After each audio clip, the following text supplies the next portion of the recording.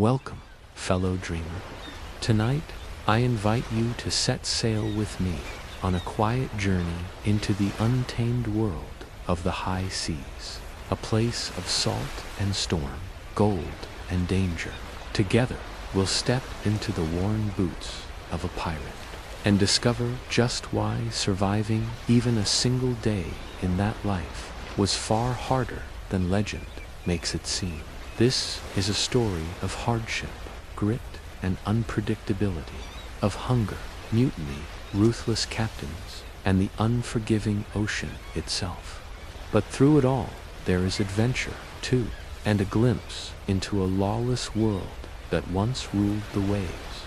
Before we begin, take a moment to dim the lights, settle into a comfortable place, and let the creak of wooden decks and the crash of distant waves carry you into sleep. I created this video to help you relax, unwind, and drift off as we explore the truth behind the pirate myth. I'd love to know, where in the world are you listening from tonight? Let me know in the comments below. It's always amazing to see how these stories reach dreamers across every shore.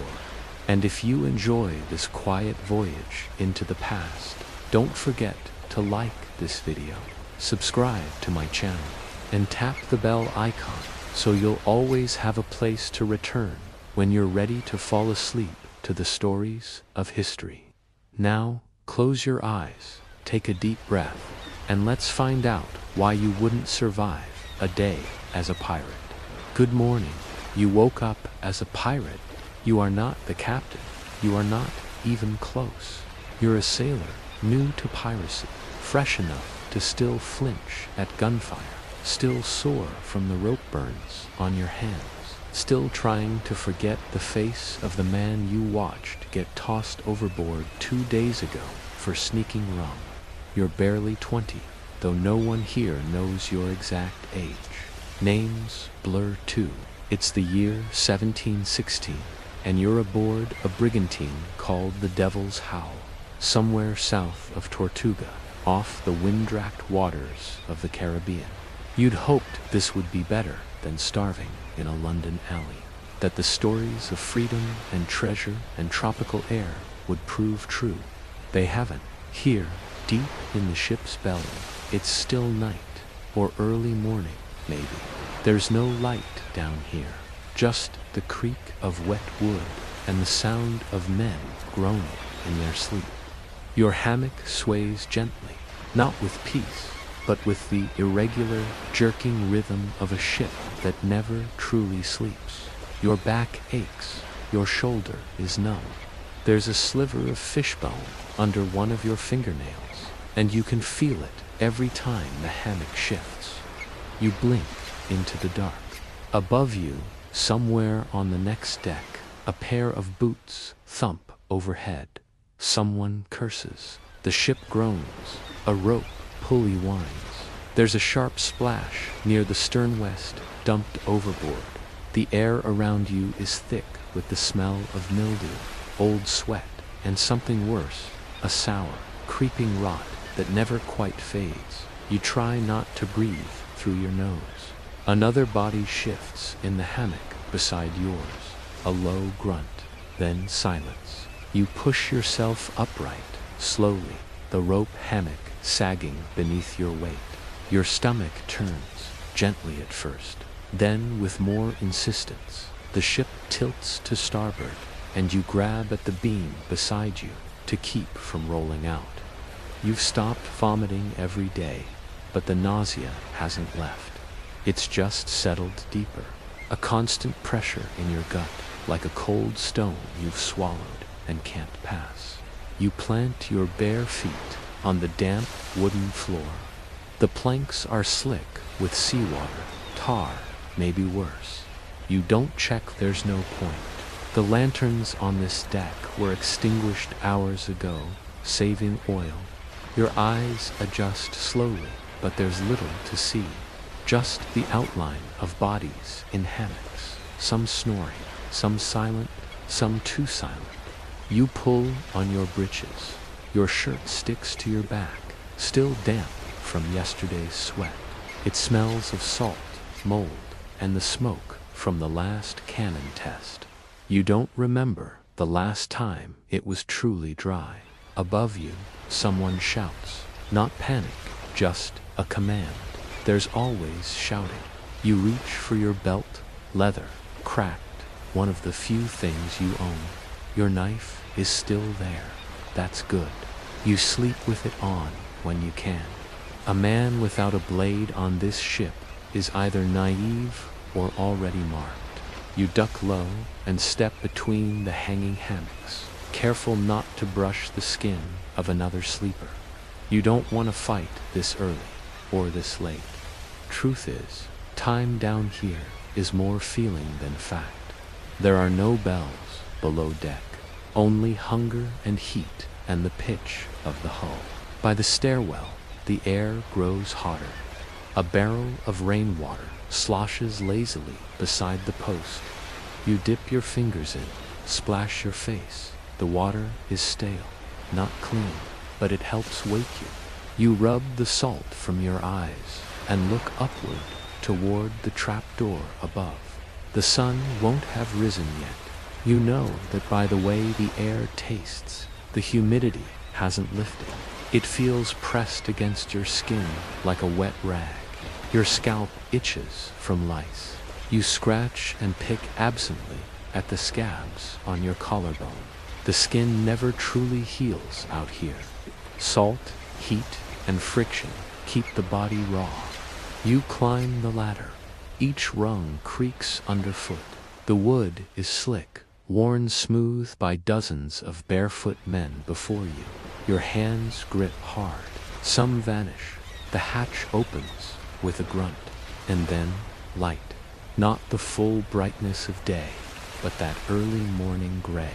The deck is slick with dew and sweat and something darker near the mainmast's dried blood, maybe, or tar. The wind slaps your cheeks like a cold palm. Brine, fish, gunpowder residue, and the faint stink of dozens of unwashed bodies packed into one ship for far too long. You step onto the deck barefoot, and the wood beneath you is rough. A splinter jabs your heel. You ignore it. The sea rolls around you in every direction, just water, heaving and endless, flecked with foam, and the occasional floating scrap, driftwood, seaweed, refuse. Sails flap lazily in the morning wind. The rigging creaks like old bones. A gull cries somewhere overhead, invisible in the clouds. The sun is still tucked below the horizon, but you feel its weight pushing upward through the gray. On the far end of the deck, a shape moves, a sailor, broad-shouldered and scarred, sharpening a boarding axe against a rusted iron spike. He doesn't look up. He doesn't have to. He knows you're new. To scrape the barnacles from the hull, to pump the bilge, to swab decks soaked in sickness and storm, to haul lines with bleeding hands, to be yelled at, to be struck if you don't move fast enough, and if you mutter the wrong thing to the wrong man, to be thrown into the sea with nothing but regret for company. This is what freedom looks like here, and the constant grinding weight of being one bad wind or one wrong word from disappearing forever into the deep. And this is only the beginning of your first day. The morning on a pirate ship begins not with warmth or peace or even a full breath, but with the sharp crack of a voice cutting through the wind. A command barked from the quarterdeck jolts through the crew like a lash, forcing movement into tired limbs. The ship is already awake, even if you are not. You do not stretch. You do not yawn. There is no time for that. Men who linger too long in stillness are either dead or about to be reminded that idleness has a cost. A sailor to your right is already hauling a swab and bucket across the deck, scrubbing away last night's filth with hands cracked open from salt and rope. Another stands knee-deep in the forward well, scooping out what the storm left behind, a slurry of seawater, piss, and rot. You do not have an assigned post. Not really. Not out here. The ship is the master, and it uses every body it has. A pile of half-rotted crates, waterlogged rope, and snapped spars needs sorting. You trudge toward it without complaint.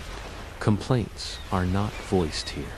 They are beaten down, or worse, laughed at. Your muscles strain as you drag it toward the bulkhead. The rope around it cuts into your fingers, already raw from yesterday's labor. Every step feels uneven as the deck shifts beneath your bare feet. You steady yourself with your shoulder against the crate and push harder.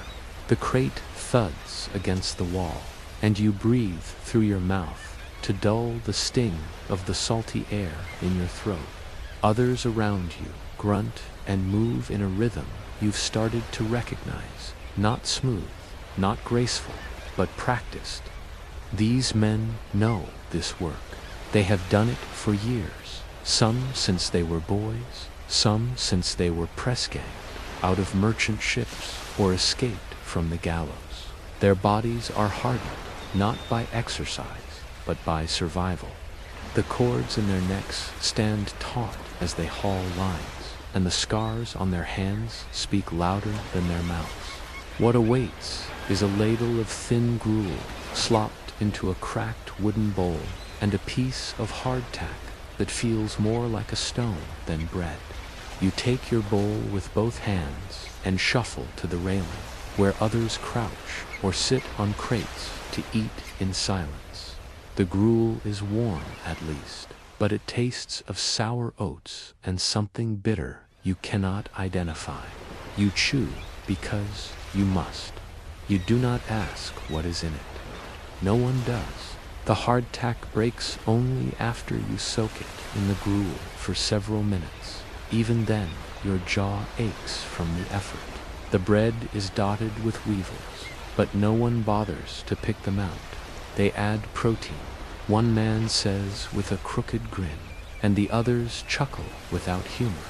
You swallow without tasting. The food is not for pleasure, it is for fuel. You eat fast, because the moment the bosun's whistle calls again, your bowl will be ripped from your hands whether or not you are finished. Your body wants rest, but your mind has already accepted the rhythm of the day. There is no clock here. The movement of the sun across the deck tells you where you are. Mid-morning now. The heat will rise soon. You brace for it. You are not a top man, not yet, but you are light enough to be sent upward when needed. Your knuckles crack as you grip the rope ladder, each rung rough with splinters. The wind sharpens as you climb. Your shoulder trembles under the strain. Halfway up, your foot slips. The rope burns a red line across your palm as you catch yourself. You bite down a curse and keep going. At the top, you check the sail lines.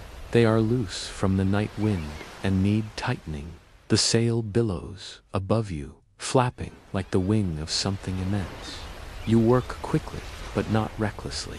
A fall from here is not survivable. A man fell last week. He did not scream. He only struck the deck and did not rise again. When you descend, the sun is higher now. The deck is warming. Sweat gathers under your collar and trickles down your spine. The heat is relentless, trapped by the ship's dark timbers and the reflection of light off the sea.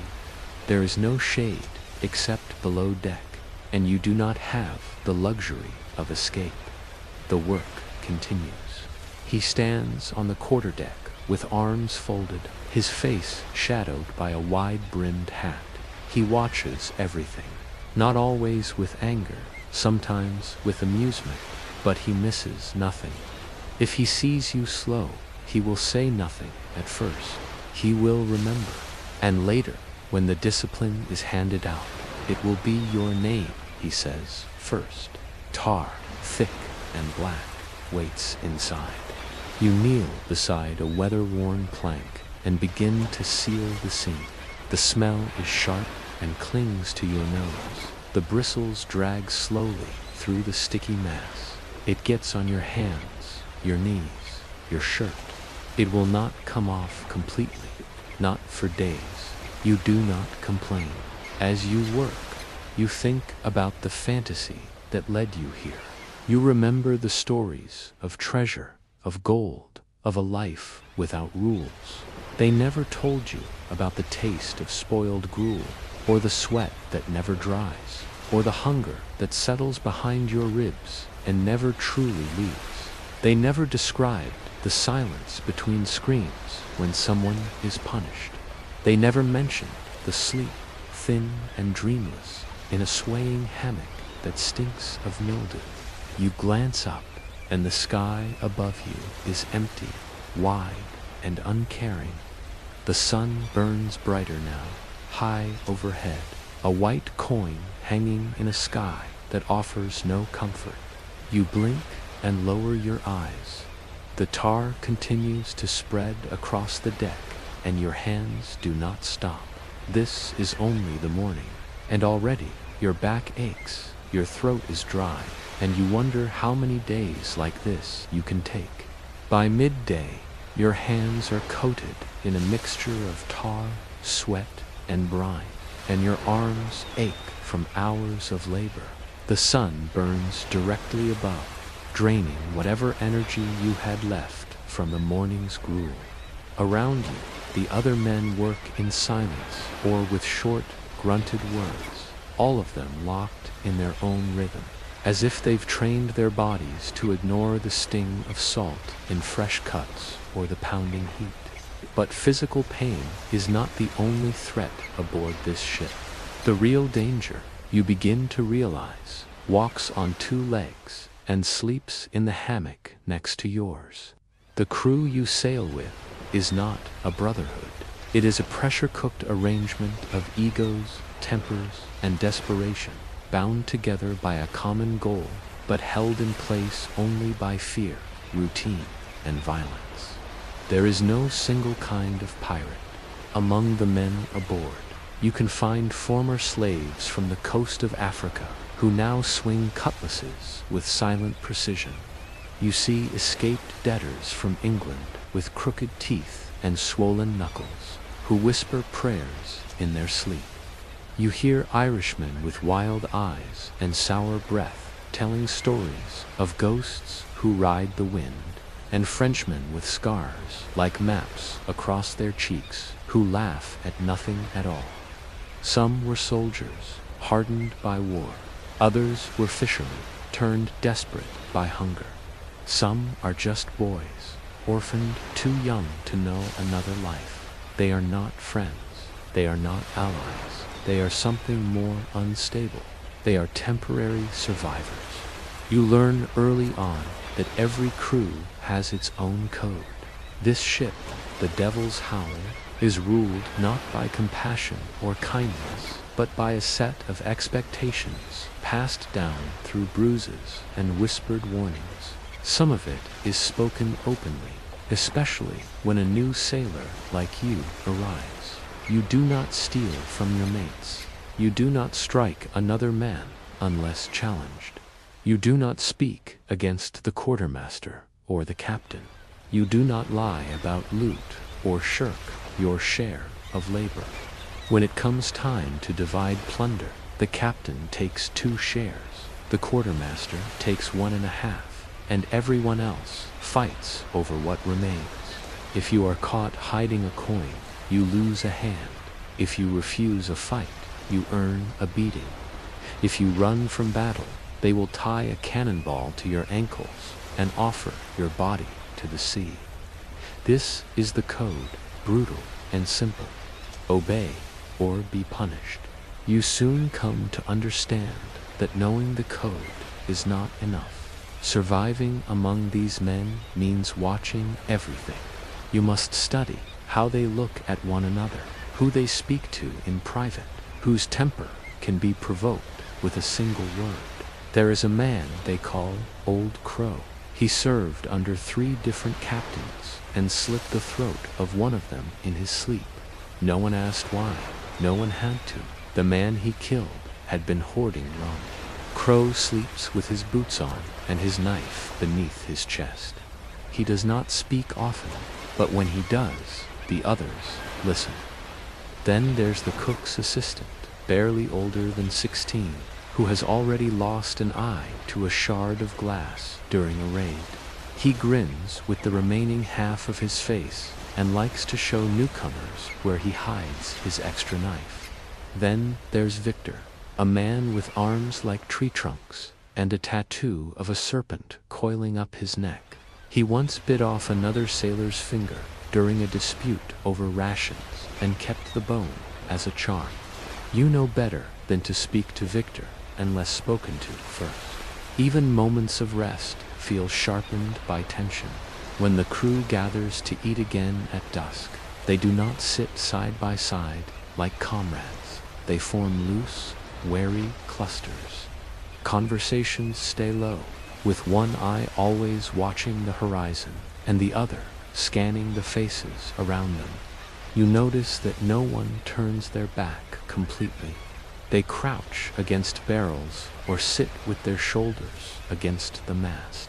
A man once said that paranoia is the only honest emotion aboard a pirate ship, and the longer you sail, the more you understand it. These men are not loyal because of love or respect. They are loyal only as long as it serves their survival. What surprises you most is that within all this cruelty, there is order, not kindness, but structure. Fights do not erupt without warning. They build over time, in glances, in small slights, in murmured challenges. When they do explode, they are short and vicious. 2 men fought last week over a knife gone missing. One broke the other's jaw with a rusted length of chain. Blood poured across the deck, and the others watched without stepping in. When it was done, the injured man was dragged below to the surgeon, and the victor was handed a double ration of grog. That was justice, and everyone seemed satisfied.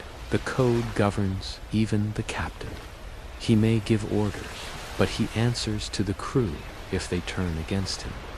Mutiny is a word no one says out loud, but it hangs in the air during long stretches at sea. When supplies run low and tempers grow brittle. You've heard the stories. Captains thrown overboard in the middle of the night. Men setting fire to the captain's cabin and claiming it was an accident. When a ship is days from land and surrounded by nothing but water, power becomes a shifting thing. One bad decision, one too harsh punishment, and a captain might wake up to find a knife at his throat. You learn quickly that fear is your best shield. Keep your head down. Do not laugh too loud. Do not take the last bite from the shared pot, unless you want your fingers bitten in return. Sleep lightly. Lock your bag. Sharpen your knife, but not in view of others. Never let your eyes linger too long on another man's share of loot, or his woman, if he has one waiting at port. Above all, never give the impression that you are better than anyone else. Arrogance is met with violence. Pride is punished more quickly than weakness. As you sit one night, cleaning your blade beneath the low orange glow of the ship's lanterns, you listen to the men around you. They speak of past raids and close calls. They brag, they lie, they drink, and they spit into the wind. You sit with your mouth shut, your eyes lowered, and your ears open. You are not yet one of them. You may never be, but you are here now, and so long as the code is followed, you might see another sunrise. That is, if someone else does not decide otherwise. The wind begins to change before the clouds arrive. You notice it in the way the sails tremble, in the shift of the rigging, in the sudden cold that creeps up the back of your neck. The sea flattens briefly, like a held breath, then begins to swell again, each wave rising with a heavier motion than the last. No one says it out loud, but the crew can feel it too. They move faster, more focused. Chatter dies down. Men secure barrels and lash crates tight to the rails. Ropes are checked. Buckets are prepared. A storm is coming, and it does not care who is ready. The sky grows darker by degrees. What was once bright Caribbean blue turns to a deep leaden gray. The clouds roll fast, like smoke chased by wind, and the sun vanishes behind them without ceremony. The sails are reefed in stages. Topmen climb without being told. The captain stands silent on the quarterdeck, his hands clasped behind his back, his coat pulled tight across his chest. He does not bark orders yet. He waits. The sea will tell him what to do.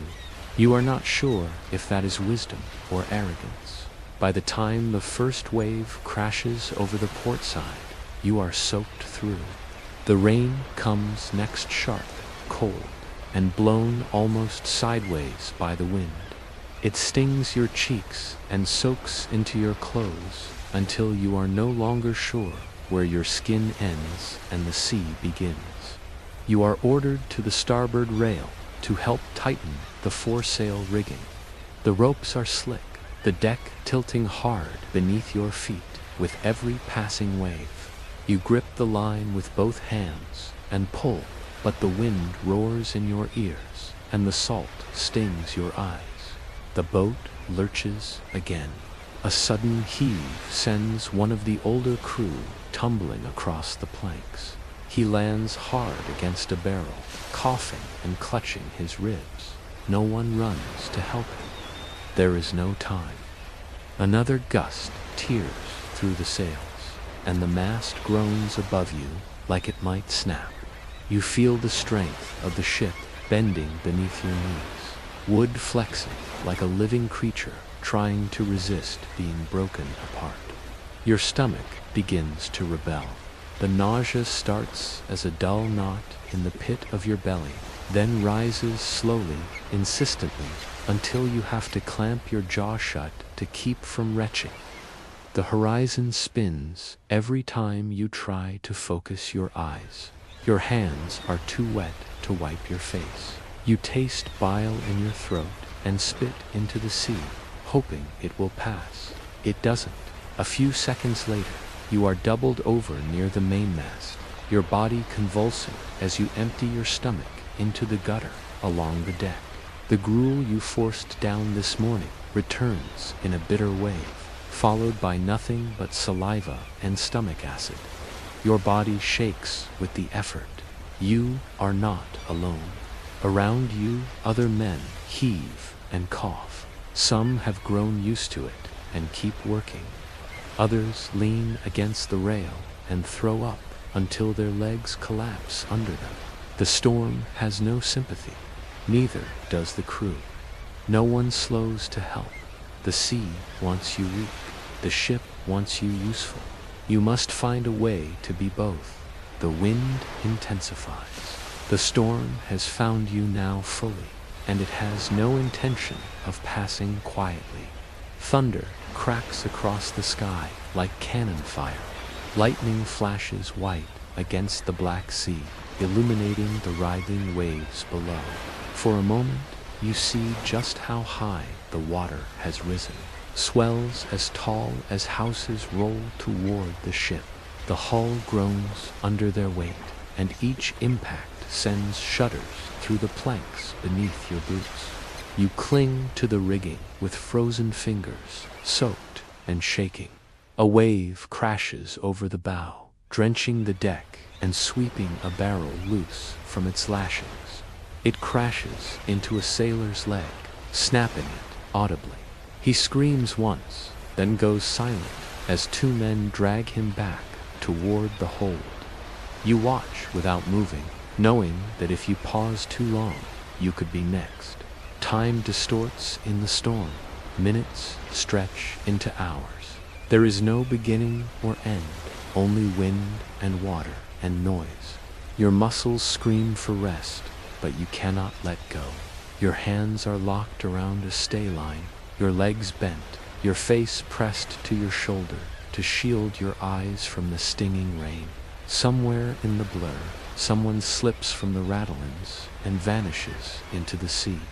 No one calls out his name, no one looks over the side. He is gone, just like that. Your mind begins to fray at the edges. You cannot remember when the storm began, only that it has always been. Your thoughts come slower now. You dream while still awake. You see your mother's kitchen, warm and dry, with a fire burning and bread cooling on the windowsill. You smell soap and earth and the faint sweetness of tea. Then another wave hits and the vision shatters. You are back on the ship, cold, sick, and terrified. Eventually, the sky begins to lighten.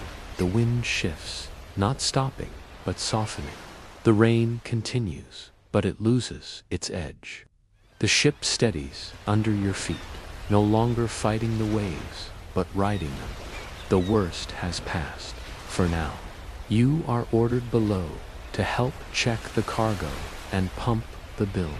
You descend the ladder with limbs that feel like stone. The air down here is worse than before. Wet and sour, thick with the smell of soaked gunpowder, spoiled grain, and human waste. You take your post at the pump and begin the endless, mindless motion of drawing water from the belly of the ship. The handle creaks with each pull. The bucket fills slowly. Your shirt sticks to your back. Your arms tremble. You no longer feel the sickness in your stomach. You have nothing left to throw up. Only emptiness remains. You keep pumping. Hours later, when the sun is fully risen and the sea lies still beneath it, you finally crawl into your hammock. Your skin itches. Your muscles throb. You close your eyes, but sleep does not come easily. Every time you begin to drift, you feel the tilt of the deck, and your body tenses again, ready for the next crash of water. Your dreams are full of noise and drowning. You will survive this storm, but the sea is never finished. It waits, and tomorrow or next week, it will rise again. You are not a fighter. You were not raised to kill. You were not trained to hold a cutlass or fire a flintlock pistol or stand steady in the chaos of battle. And yet, here you are, standing on the main deck with your heart hammering against your ribs and your hands shaking as you're handed a weapon and told to be ready. The sky above is cloudless, and the sea is unnervingly calm, the kind of stillness that presses into the bones. The wind has gone quiet. The sails sag slightly overhead, but tension ripples through the crew like electricity through damp rope. Men move with purpose, but say little. Faces are grim. Eyes dart to the horizon, where the outline of another ship grows sharper with every passing minute. It's a merchant vessel Spanish, if the lookout is to be believed. Smaller than yours, but slower and heavy with cargo. The captain says it's perfect. You are not so sure. From the quarterdeck, he calls out orders in a voice that slices the silence like a blade. The men spring to action. The powder room is opened. Pistols are distributed. Blades are checked. Boarding axes are sharpened. You are handed a cutlass, notched along the edge and too heavy for your wrist. The man who gives it to you grins without warmth and tells you not to swing it like a broom. Your stomach is a knot. Your tongue is dry. You try to remember how to breathe. Your fingers close around the hilt, but your grip is wrong. It's obvious. A few of the older sailors notice. They say nothing, but one spits on the deck and walks away. No one wants to die beside someone who has never drawn blood. The crew gathers amidships, dozens of bodies packed tightly, shoulder to shoulder, the smell of sweat and salt strong enough to burn your nose. Some tie strips of cloth around their heads, some pray softly under their breath, others drink deeply from flasks passed hand to hand. Rum drips down chins and soaks into shirts. You do not drink. Your hands are already too unsteady. The ship turns. The captain's voice booms again. Cannons are ready not to sink the merchant, but to frighten it. Intimidation is part of the game. If the crew resists, then blood will flow. If they surrender, it will flow anyway, but slower. You stand beside the rail and watch the other vessel grow larger. Its sails are patched. Its flag hangs limp in the breeze. You can see the movement of figures on its deck. They are scrambling, preparing, trying to flee or fight. You are close enough now to hear the clatter of their rigging, the creak of their hull. No one speaks. The moment stretches, held tight as a drawn bowstring. Then the first shot rings out. It's a warning. A single cannonball fired high and wide. A message: stop or suffer. The merchant ship does not stop. Another shot follows, then another, closer this time. Splinters explode from the ship's rail. Shouts echo across the water. The chase is over. The boarding begins. Grappling hooks are thrown. Thick ropes are pulled taut. The two ships slam together with a crunch of wood and a chorus of groaning timbers. You stumble, but do not fall. The order is given: board. Men scream and surge forward, leaping across the narrow gap between the decks. You are caught in the motion, pushed and pulled by the bodies around you, until your feet leave the deck and you land hard on the merchant's side, knees buckling. Your blade is still in your hand. Chaos erupts instantly. Screams, gunfire, the clash of metal. The air fills with smoke and heat. Someone runs past you, blade raised, face twisted in fury. You see blood arc through the air, spraying across a canvas sail. A man falls. Another steps over him. You move without thinking. Instinct takes over. You duck as a pistol fires beside your ear. The sound is deafening. Your heart pounds so loudly that it drowns out every other noise. You raise your cutlass, but do not swing. You freeze as a sailor lunges toward you. He is no older than you, no braver, just faster. His blade scrapes across your arm, a shallow cut that burns like fire. You swing in response. You do not aim. Your blade connects with something soft. You feel resistance, then a horrible give. The man cries out and collapses. Your legs are shaking. Your throat is raw. You step back and nearly trip over a fallen body. The deck is slick with blood and water and gunpowder. Everything smells of smoke and sweat and iron. A man grabs your shoulder. You spin, ready to strike, but it is one of your own. He pushes you forward, shouting something you cannot hear. You stumble into the main hold, following the others. The cargo is here. Crates of sugar, bolts of cloth, barrels of something that smells sharp and sweet. Men are already tearing into them, tossing goods aside, shouting for gold. You see the merchant's captain on his knees, hands bound, blood trickling from his lip.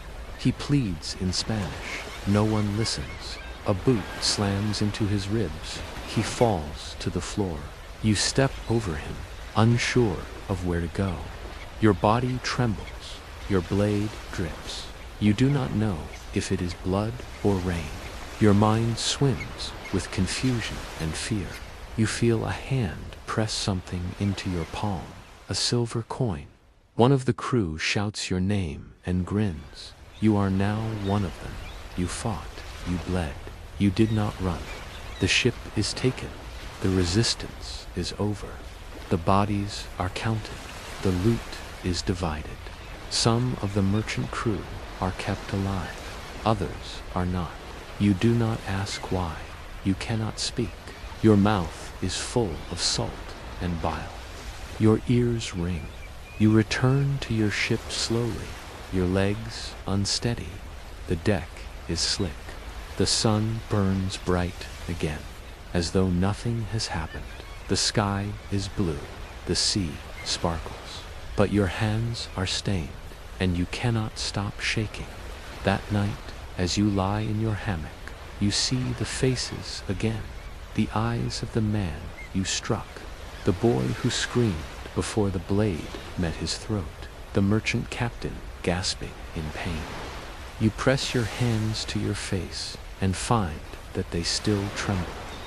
You killed today, not for survival, not even for anger, but because that is what pirates do.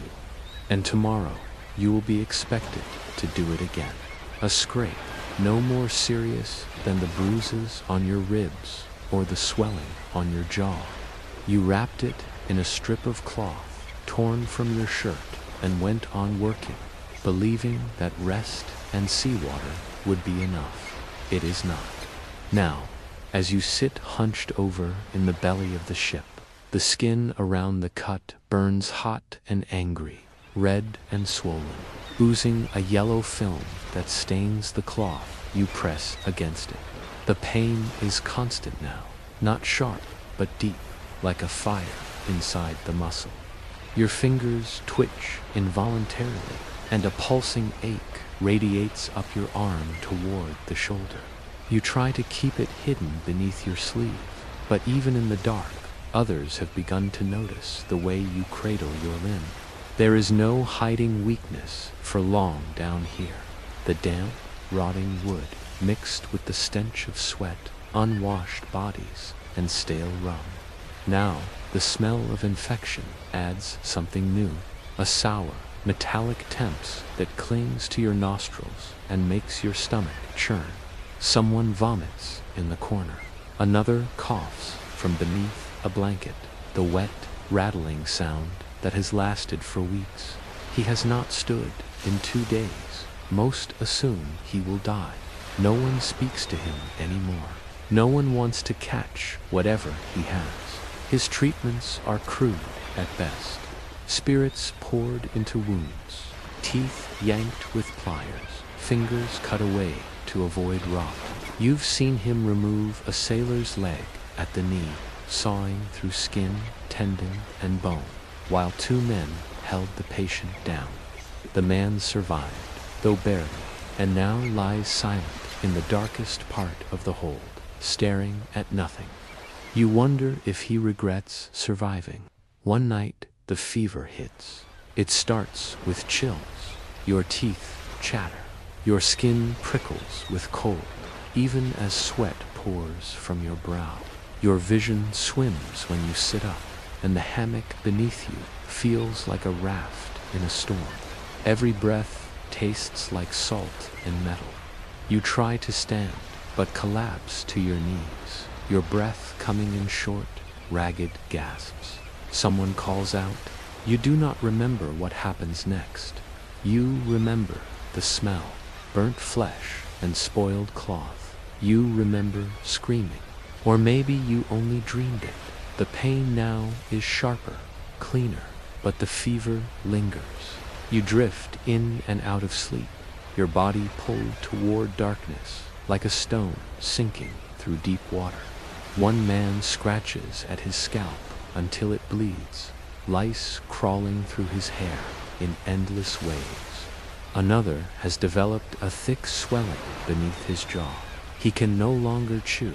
He drinks broth and groans in his sleep. A third limps from an old injury that never healed. The ship is a floating infirmary, and no one is truly healthy. Some hide their pain better than others. Some give up trying, but none escape it. Every joint aches when you move. The food you are given offers no strength. hardtack, moldy at the edges, and thin stew with more water than meat.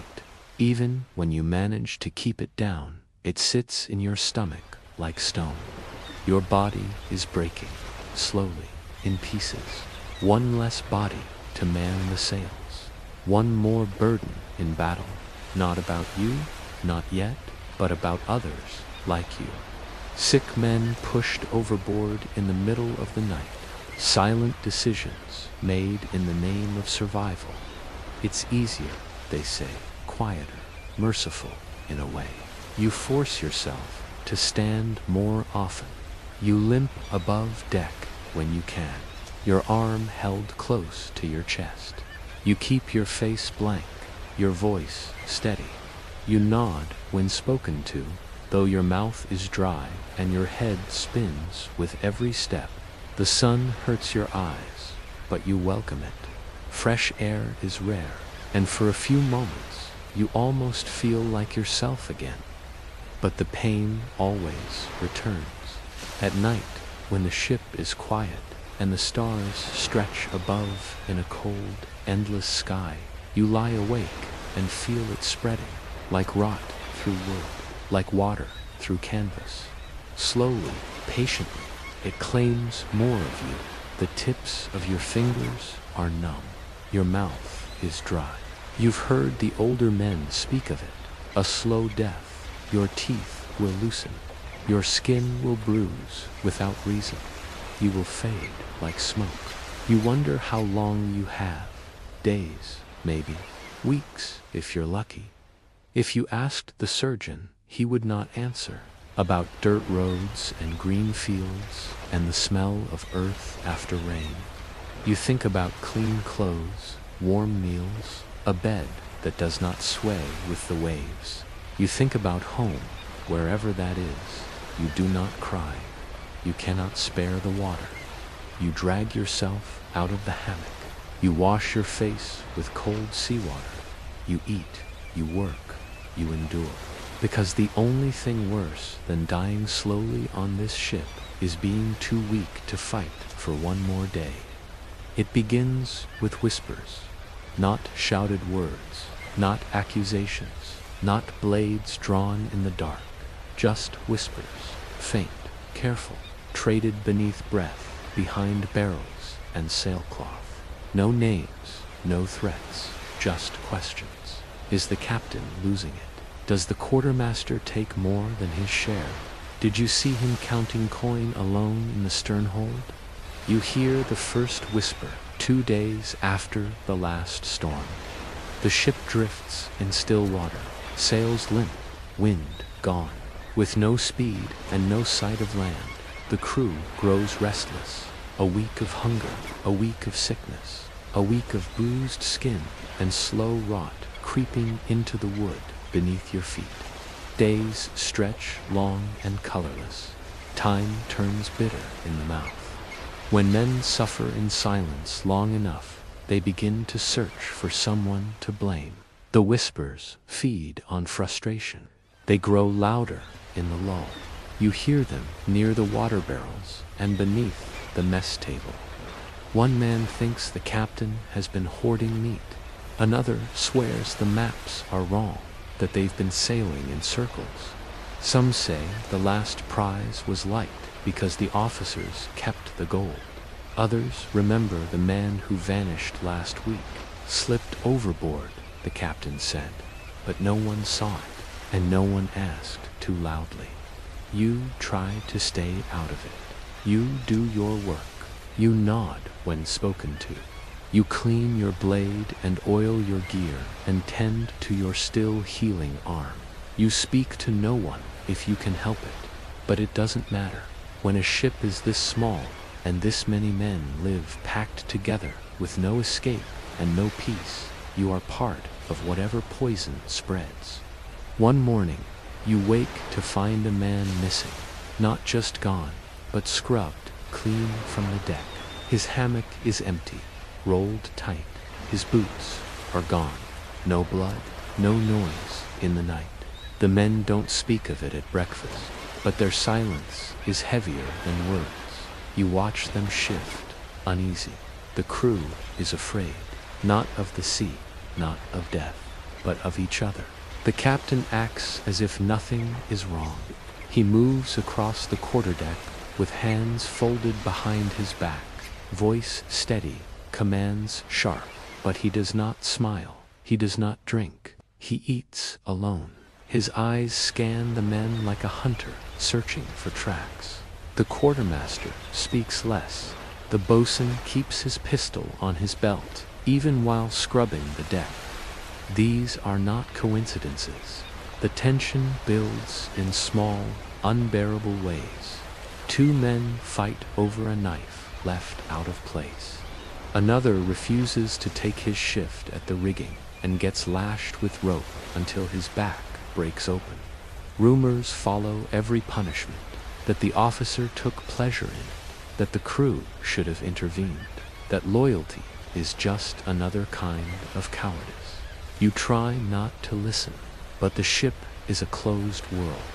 Every word passes through every ear eventually, and soon you find yourself wondering things you never dared to ask before. Could they be right? Is the captain losing his grip? He's made mistakes lately, forgotten names, changed course without explanation, punished men harshly for small things. Maybe he's protecting something. Maybe he's hiding something. The idea infects your mind like rot. Once planted, it spreads, not because it is true, but because out here, far from land and law, truth matters less than belief. If enough men believe the captain is dangerous, then he is. If enough men decide he cannot be trusted, then his fate is already sealed. One night, you are woken by a hand over your mouth, a whisper in your ear, "Come quietly." You rise without a word, your heart hammers, your hands tremble. You follow the shadowed figure below deck, past the stores, and into the hold where the extra sailcloth is kept. There, 4 men wait in a circle, faces half lit by lantern glow. One speaks first, his voice low but firm. "We can't take it anymore. He'll get us all killed, or he'll keep us out here until we starve. We need to act before someone else disappears."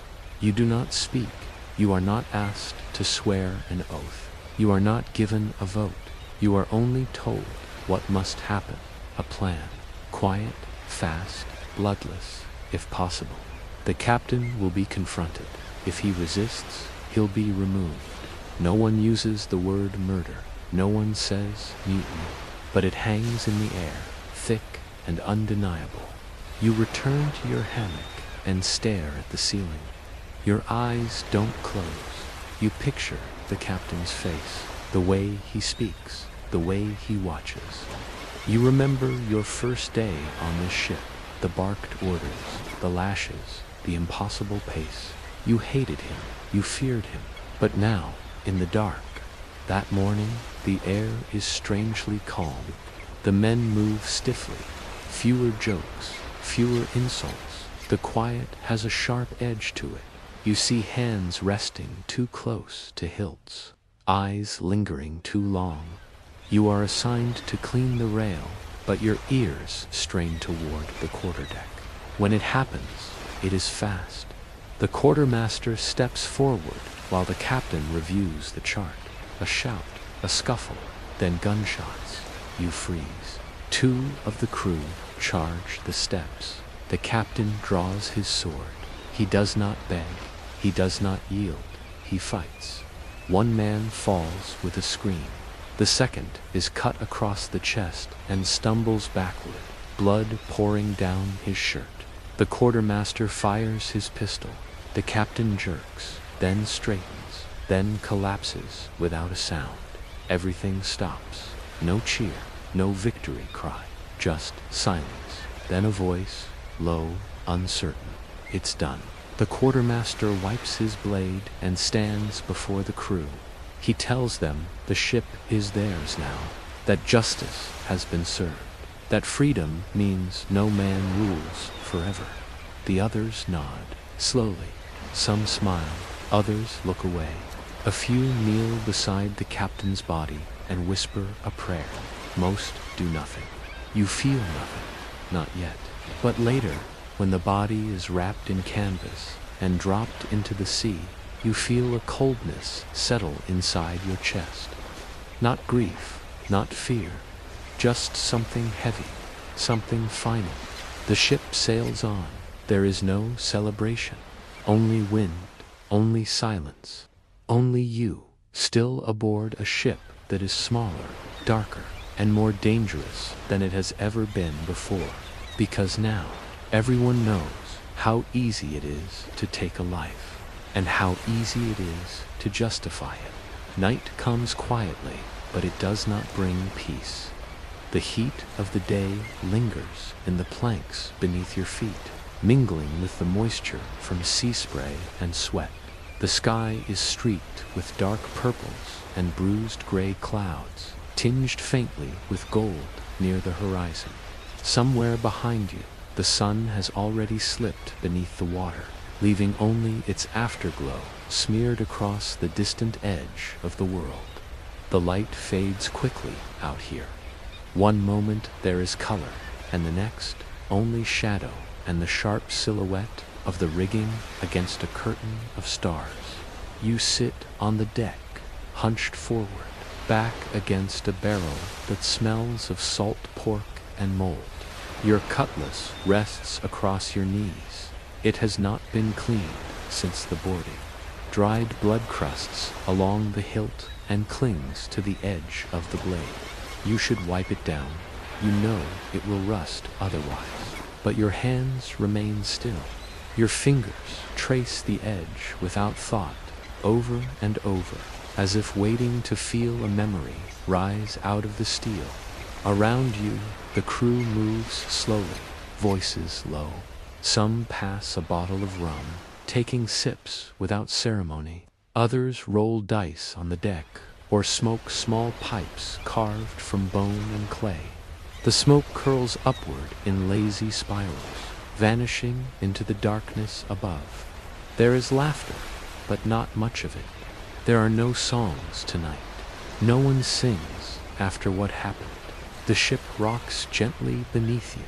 The ocean is calm, unnervingly so, like a mirror stretched beneath the stars. You listen to the wood creak softly, to the canvas flutter slightly in the warm breeze, to the faint drip of water somewhere in the hold.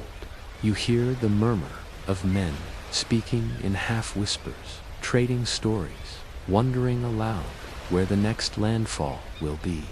One of them asks what day it is. No one answers. Your body is tired in a way that sleep cannot fix.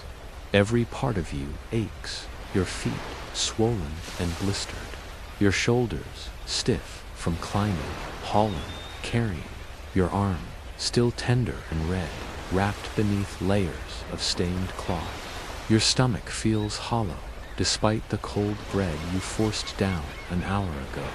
Your mouth is dry, your tongue rough.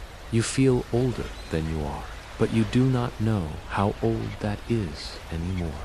You look toward the quarterdeck. The quartermaster stands there now, silhouetted by the lantern that hangs from the mast. He wears the captain's coat. It does not fit him. The seams hang too loose at the shoulders. The cuffs swallow his wrists. Still, no one says anything. The man he replaced lies beneath the sea now, and the water does not return what it takes.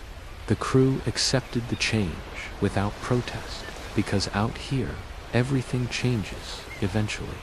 The man in charge, the names of the dead, even the shape of who you are. Someone sits beside you, a man you do not know well.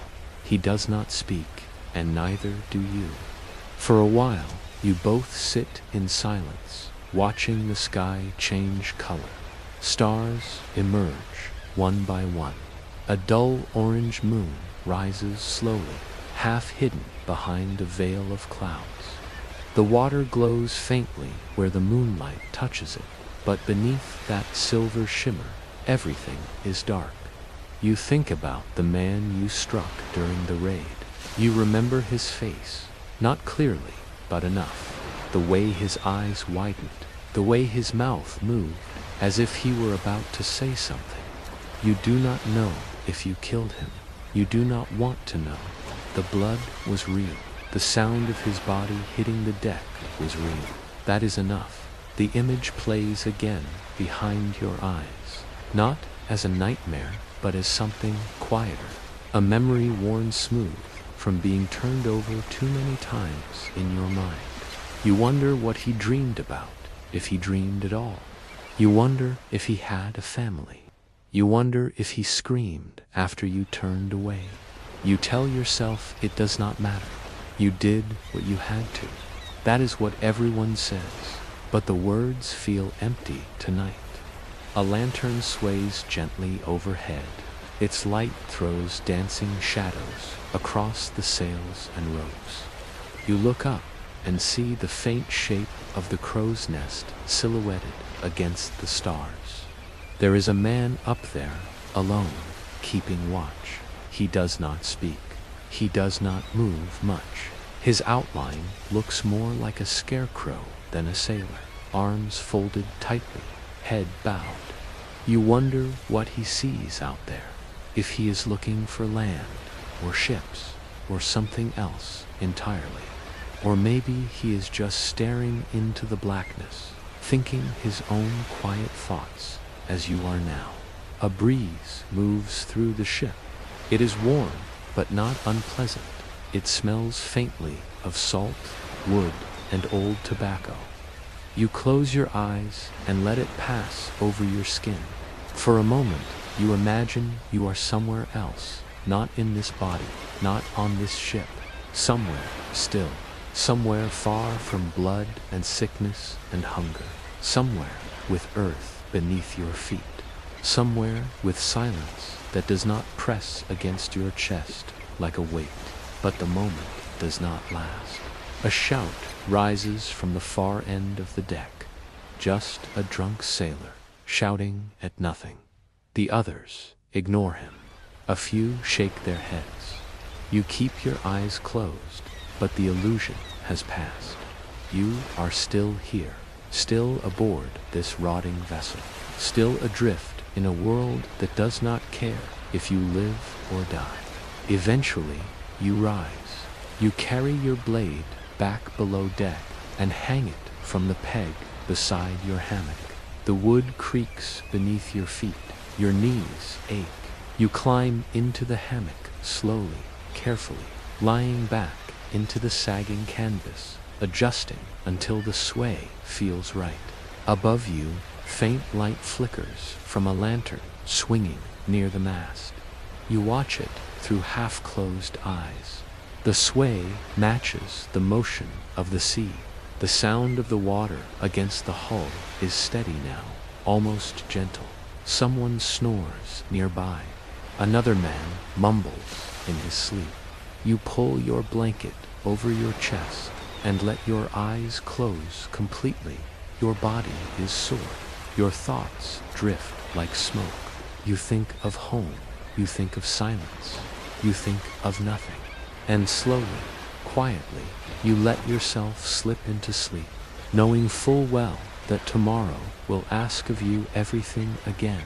But for now, the ship creaks softly around you. The sea whispers outside the hull, and the darkness folds in.